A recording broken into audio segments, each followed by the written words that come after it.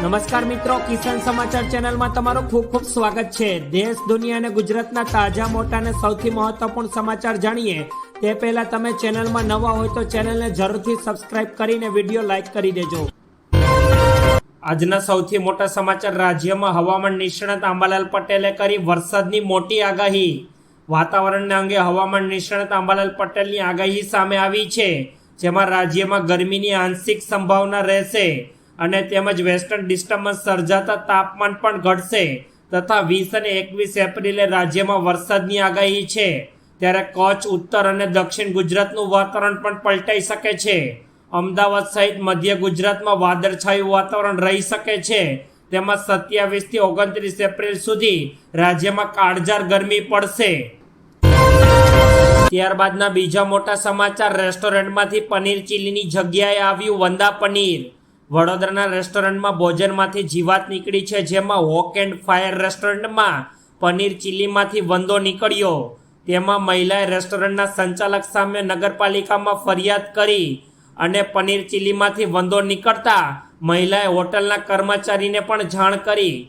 કર્મચારીએ પનીર ચીલીમાંથી વંદો નથી તેમ કહીને વંદાને હાથથી કચડી નાખ્યો હતો।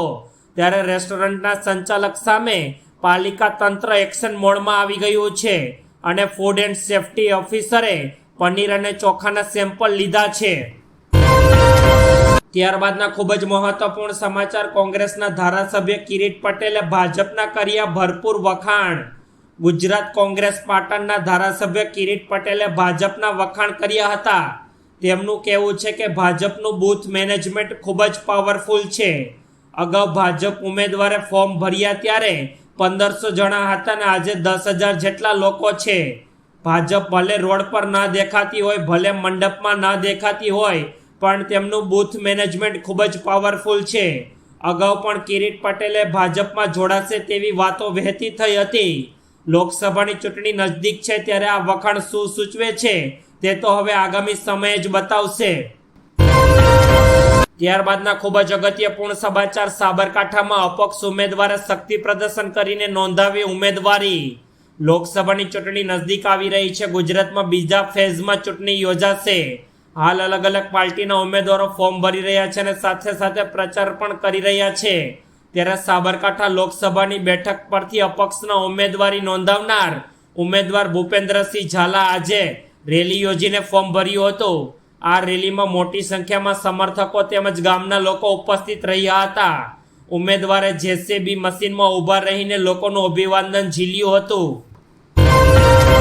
ત્યારબાદના અગત્યપૂર્ણ સમાચાર। વિજય મુહૂર્ત નીકળી જતા આવતીકાલે ઉમેદવારી ફોર્મ ભરશે। ગુજરાત ભાજપ પ્રદેશ પ્રમુખ આજે ઉમેદવારી ફોર્મ ભરવાના હતા, જેમાં વિજય મુહૂર્ત નીકળી જતા આવતીકાલે CR પાટીલ ફોર્મ ભરશે, જેમાં રોડ શો પૂર્ણ કરી CR પાટીલ સહિતના નેતાઓ રવાના થયા। આજના રોડ શોમાં સુરતથી વાહનો સાથે કાર્યકર્તાઓ જોડાયા હતા, તેમજ નવસારી ખાતે રેલીમાં ગીતા રબારીના ડાયરાની જમાવટ હતી તથા 1 લાખથી વધુ લોકોની વિશાળ વિજય રેલી સંકલ્પ નીકળી હતી। નવસારી બેઠકમાં સુરતની 4 વિધાનસભા બેઠકનો પણ સમાવેશ થાય છે। ત્યારબાદના અગત્યપૂર્ણ સમાચાર। ગુજરાતમાં ગરમી વધી, જાણો કયા શહેરમાં ઓરેન્જ એલર્ટ। ગુજરાતમાં કાળઝાળ ગરમીનો પ્રકોપ વધી રહ્યો છે, જેમાં કેટલાક શહેરોમાં ઓરેન્જ એલર્ટ જાહેર કરવામાં આવ્યો છે। રાજ્યના તાપમાનનો પારો 44 ડિગ્રીએ પહોંચ્યો છે, તેમજ મોટાભાગના શહેરોનું તાપમાન 41 ડિગ્રીને પાર ગયું છે। સૌથી વધુ 44 ડિગ્રી તાપમાન અમરેલીમાં નોંધાયું છે। ગરમી વધતા IMD દ્વારા એલર્ટ આપવામાં આવ્યું છે તથા સૌરાષ્ટ્રમાં ગરમીનું ઓરેન્જ એલર્ટ જાહેર કરવામાં આવ્યું, તેમજ પોરબંદર, જૂનાગઢ અને ભાવનગરમાં પણ ઓરેન્જ એલર્ટ જાહેર કરવામાં આવ્યું છે। વધુ મહત્વપૂર્ણ સમાચાર। દેશની 400થી વધુ બેઠકો પર ભાજપ જીત મેળવશે। અમદાવાદમાં આજે અમિત શાહ રોડ શો કરીને પ્રચારના શ્રી ગણેશ કર્યા, જેમાં પોતાના લોકસભા વિસ્તારમાં સમાવિષ્ટ 6 વિધાનસભા બેઠકો પર રોડ શો કરશે। તેમાં સાણંદથી રોડ શોની શરૂઆત કરી બપોર બાદ સાબરમતીના ઘાટોલિયા અને નારણપુરામાં રોડ શો કરશે, તેમજ સાંજે વેજલપુરમાં પણ રોડ શો કરશે। સાણંદમાં પહેલીવાર કેન્દ્રીય ગૃહમંત્રી અમિત શાહ પહોંચતા ભવ્ય સ્વાગત કરાયું।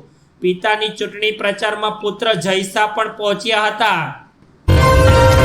ત્યારબાદના અગત્યપૂર્ણ સમાચાર, મહુવા માર્કેટિંગ યાર્ડમાં ડુંગળીની આવકથી છલકાયું, ખેડૂતોને મળ્યા આટલા રૂપિયા। 14 એપ્રિલના રોજ મહુવા માર્કેટિંગ યાર્ડ ખાતે વિવિધ જણસીઓની આવક નોંધાઈ હતી। યાર્ડમાં ખેડૂતોને પોષણક્ષમ ભાવ મળતા ખુશીની લહેર જોવા મળી હતી। આજે કુલ 17 જણસીની આવક નોંધાઈ હતી અને યાર્ડમાં આજે કુલ સફેદ ડુંગળીની 1,45,000 કટ્ટાની આવક નોંધાઈ હતી અને ખેડૂતોને ડુંગળીનો ભાવ 800 રૂપિયાથી લઈને 425 રૂપિયા સુધી મહત્તમ જોવા મળ્યો હતો। ત્યારબાદના ખૂબ જ મહત્વપૂર્ણ સમાચાર, સોના અને ચાંદીના ભાવને લઈને સામે આવી રહ્યા છે। ઇન્ડિયન બિલિયન એન્ડ જ્વેલર્સ અધિકૃતની વેબસાઇટ મુજબ ગઈકાલ સાંજે ક્લોઝિંગ બાદ બહાર પડ્યા આંકડા મુજબ 24 કેરેટ પ્યોરિટી વાળું 10 ગ્રામ સોનામાં 212 રૂપિયાનો ઘટાડો મળ્યો હતો અને ભાવ 73,302 રૂપિયાના સ્તરે પહોંચ્યો। ત્યારે રામનવમીના અવસર બાદ 22 કેરેટ સોનાના ભાવમાં 194 રૂપિયા ઘટીને 67,145 રૂપિયાના સ્તર પર પહોંચ્યો છે। ચાંદીમાં પણ મામૂલી ઘટાડો જોવા મળ્યો અને ચાંદીમાં પ્રતિ કિલોએ 419 રૂપિયા ઘટતા 83,213 રૂપિયા પ્રતિ કિલો પર જોવા મળ્યું છે। ત્યારબાદના ખૂબ જ અગત્યપૂર્ણ સમાચાર, બ્રિજભૂષણ શરણસિંહ મામલે સામે આવી રહ્યા છે।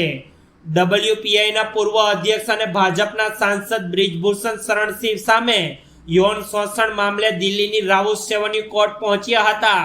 બ્રિજભૂષણ જાતીય સતામણી કેસની વધુ તપાસની માંગ કરતી અરજી દાખલ કરી હતી। રાઉસ એવન્યુ કોર્ટે બ્રિજભૂષણ શરણસિંહની અરજી પર ચુકાદો 26 એપ્રિલ માટે અનામત રાખ્યો છે। તેમજ બ્રિજભૂષણ શરણસિંહના વકીલે કહ્યું કે તે દિવસ તેઓ ભારત બહાર હતા અને બ્રિજભૂષણ શરણસિંહ મામલે આજે પણ તેઓ નિર્ણય આવ્યો નથી। ત્યારબાદ ભારતીય શેર બજારમાં કડાકો, શેર બજારમાં સતત ચોથા દિવસ એટલે કે ગુરુવારે 18 એપ્રિલે ઘટાડો જોવા મળ્યો છે। સેન્સેક્સ 454 પોઈન્ટના ઘટાડા સાથે 72,488 પર બંધ રહ્યો। તે જ સમયે નિફ્ટી પણ 103 પોઈન્ટથી વધુ તૂટ્યો હતો અને 22,044ના સ્તર પર બંધ રહ્યો। આજના કારોબારના અંતે સેન્સેક્સ 30 શેરોમાંથી 23 ઉપર અને 7 ડાઉન રહ્યા હતા। ત્યારબાદના અગત્યપૂર્ણ સમાચાર, રીલ્સ બનાવતા 28 બાઇકર સામે થઈ કડક કાર્યવાહી। દિલ્હી પોલીસે બાઇક સવારોના એક જૂથને બેફામ ડ્રાઇવિંગ માટે પકડ્યું હતું। એક અધિકારીએ બુધવારે જાણકારી આપી અને પોલીસે જણાવ્યું હતું કે બુધવારે વહેલી સવારે સાંસદ માર્ગ અને દૂતાવાસ પથ પર પોલીસ સ્ટેશનના કર્મચારીએ નવી દિલ્હી વિસ્તારમાં બેદરકારીથી વાહન ચલાવતા બાઇકર સવારોના જૂથને પકડ્યો હતો। નવી દિલ્હીના deputy commissioner of police Devendra Kumar મહાલાલે જણાવ્યું હતું કે સવારે 3:30 વાગે પેટ્રોલિંગ ટીમે બાઇક સવારોના એક જૂથને ઝડપી પાડીને બેદરકારીથી વાહન ચલાવતા જોયા હતા।